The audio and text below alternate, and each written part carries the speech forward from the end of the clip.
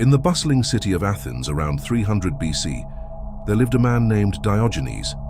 He was an eccentric philosopher who took the teachings of Stoicism to somewhat extreme lengths in his quest to live a life of virtue in accordance with nature. As the story goes, Diogenes made a habit of walking around the city carrying a lamp during the daytime. When people asked him what he was doing, he replied, "I am just looking for an honest man." This sounds pretty harsh, right? Diogenes was essentially calling out everyone around him as being dishonest and lacking true virtue. This caustic criticism and brutal honesty put off many people in Athens. They saw Diogenes as rude, arrogant, and just downright mean. How could he be so judgmental towards everyone else? But from Diogenes' perspective, he wasn't being mean at all. He was simply living an authentic life based on reason and his own philosophical principles, without caring what others thought of him. Diogenes was one of the first true exemplars of the indifference prescribed by Stoicism. You see, Stoics believe that while we don't control what happens to us in life, we can control how we respond internally. Diogenes focused solely on living with virtue himself, instead of worrying about impressing others or saying what they wanted to hear. In many ways, Diogenes was reacting against the cultural norms of ancient Greek society that emphasized status, wealth, and public reputation above all else. Does any of this sound disturbingly familiar to our social media-crazed world today? We live in an age when being excessively nice, engaging in tactful small talk, and putting on fake smiles have become the default modes of interaction. We're conditioned from an early age that politeness should be prioritized over authenticity. Don't make anyone uncomfortable, don't speak hard truths, and never be too honest if that honesty could potentially offend someone. This cultural programming to be agreeable at all costs often stems from an innate human fear of social rejection and criticism. We desperately want to be liked and accepted by our peers, so we mold our personalities and suppress our true thoughts and feelings in order to cater to whichever social circle we're in at the moment. But here's the hard reality. Being too nice and inauthentic often ends up backfiring in the long run. People can sense when someone is putting on an act, even if just subconsciously. And there's nothing more off-putting than shallowness and fakeness wrapped up in friendly niceties. On the flip side, there's an undeniable appeal and magnetic quality to someone who simply does not care what others think and remains steadfastly true to themselves. This type of bold authenticity captivates our attention precisely because it's so rare these days. The ancient Stoics like Diogenes understood this well. They taught that the greatest freedom is the freedom from caring about the opinions and judgments of others. Not in some edgy, "I'm too cool to care what you think" way, but as a means of directing your time and energy inwards to cultivating wisdom and virtue. As the Stoic philosopher Epictetus put it, if you want to make progress, put away the thought of impressing others and be content in not being a thing among the many. What need is there to show off by deeds or words how exceptional we are? Aren't we not yet secure in the judgment seat of our own souls? To Epictetus, impressing others and putting on airs is childish insecurity. True self-assuredness comes from living with integrity and judging yourself by your own standards rather than others. Wise words from someone who spent much of his life as a slave. This freedom from social approval and caring what others think is terrifying for most people, though. Since we're wired to seek social belonging and validation, there's a deep fear that if we just bluntly spoke our uncensored thoughts, we would end up alone and rejected. But what if, just maybe, being unfiltered and too honest could help us forge deeper, more meaningful connections? What if always erring on the side of niceness actually pushes people away and creates loneliness? Think about your most cherished friends and loved ones. Do you really only love them because they never risk offending you with the truth? Or do you love them precisely because they have the courage to call you on your stuff at times and care about you enough to be real? True friendship and intimacy require vulnerability and authenticity. By always putting on an over-polite, reserved front, you rob people of that authentic connection with you. No one actually wants to be around a constant people-pleaser who just nods and agrees with everything to avoid any potential conflict or awkwardness. That persona comes across as disingenuous and flat. People are drawn to those who act with conviction and don't just passively go with the flow. As Stoics would say, there's great power in being crisp in conversation and speaking with prudent bluntness instead of trying to dress things up with flowery, empty niceties.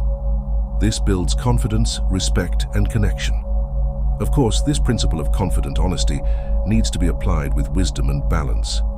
There are obviously times when diplomacy and care with your words is called for. Funerals, comforting a friend going through a hard time, handling difficult workplace situations, etc. The Stoics would agree, extreme rudeness and over-bluntness in the name of keeping it real violates the virtues of justice and moderation. There's a skillful way of being direct and true to yourself while also being socially aware and tactful. The key, though, is to flip the equation. Make authenticity your default state, not perpetual niceness. Come from a place of strong self-assuredness where you speak what you believe is true and right. Then, temporarily modulate and filter yourself when a situation truly calls for delicacy. Many people do the opposite. They default to a nice mask that is inherently inauthentic and untrue to themselves. Then they momentarily drop the act and speak their actual thoughts only when comfortable in a safe setting. But their baseline is rooted in hiding their true selves rather than expressing it. Take the extremely common situation of being asked by a friend or loved one, "Does this dress, shirt, haircut look okay on me?" In these types of moments, we have a choice: coddle and flatter them with comforting lies, or respectfully give them unvarnished honest feedback that may risk some temporary discomfort. The nice, polite response is, "Of course, you look great in that." The truthful Stoic response would be, "You know, I'm just not feeling that look. Have you thought about trying krapax instead?" It takes courage, but more lasting harm is done through deceit than truth. Real friends and loved ones should be able to give each other truthful, caring feedback. If someone freaks out over your honest opinion on something trivial, that's not a reflection on you, but on their own unhealthy emotional dependencies. The Stoics taught that by weaning yourself off of seeking approval from others, you add to your self-reliance and sovereignty. You put yourself in the driver's seat of your thoughts and actions instead of being passenger to those around you. Blunt honesty and directness also tend to command more respect and clear boundaries, something the Stoics highly valued. Many of us struggle to assert ourselves and say no to things because we don't want to offend others or be seen as impolite. Politeness in these cases stems from a lack of inner confidence and self-respect. But when you live an honest, authentic life, in integrity with your values, you gain a sense of healthy self-esteem and entitlement to enforce your personal boundaries. You won't constantly seek approval and permission from others at the expense of your self-trust and autonomy. It's almost cliché at this point to bring up the famous flat tire metaphor in regards to assertiveness. If someone needed to borrow your spare tire, would you freely give it to them, or would you protect your own needs first in case you got a flat? The too nice person does whatever others demand of them, leaving themselves depleted and vulnerable. The Stoic response would be to decline the request respectfully, if granting it would sacrifice their core needs and interests. The polite response may win you temporary social points, but the bold, boundaried response earns you deeper self-respect. Of course, in emergency situations, where someone urgently needs help and you have the capacity, basic human decency and virtue would call for assisting others first. But in everyday situations, it's okay to prioritize your needs over others' wants. That's not selfish, but rather preserving your ability to thrive and be there for people in the long run. Where being too nice often crosses the line into harmful codependence territory is in our closest relationships. Many people, especially those from dysfunctional family backgrounds, develop patterns of pathological caregiving and people-pleasing in order to degrees approval and love from difficult parents, siblings, or partners. This stems from deep insecurities of feeling unworthy or unlovable at the core. So the niceness becomes a form of fawning in hopes that if you're always agreeable, supportive, and self-sacrificing towards others, maybe then you'll finally be deemed good enough. But as any therapist will tell you, this pattern of prioritizing others' needs and emotions over your own is extremely toxic in the long run. It inevitably breeds built-up resentment, anger, even hatred towards those you exhaust yourself trying to please. The subtle martyr chip on your shoulder grows larger each time you put others first. Stoics understood this well before modern psychology. They taught that while we should absolutely care for loved ones from a place of human kinship and virtue, we must draw firm boundaries around what we are responsible for versus what falls under another's jurisdiction of free will. As Epictetus put it, make the best use of what is in your power and take the rest as it happens. Some things are up to us and some are not up to us. In other words, you cannot control others, nor should you sacrifice your core needs and values in futile attempts to please them. That path leads to misery. The Stoics emphasized practicing negative visualization, consciously picturing worst-case scenarios you fear could happen, then coaching yourself through it. This could be a powerful practice in regards to feared abandonment or rejection. Imagine your partner or loved one no longer appreciated all of your people-pleasing sacrifices and niceness. Imagine they left you despite all those efforts. As brutal as that feels to picture, now ask, could you be okay?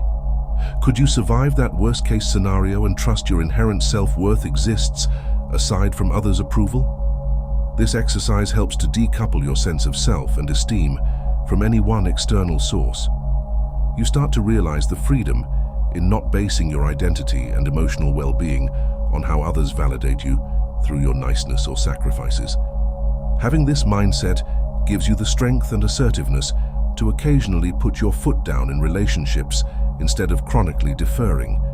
It allows you to use tough love and have difficult conversations for the greater good of the relationship without fearing abandonment.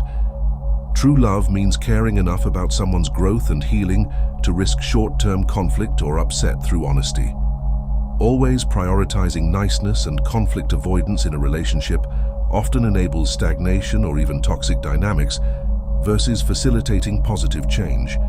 If you have made it this far, comment down below with the word 100% to confirm that you have received the knowledge from this video.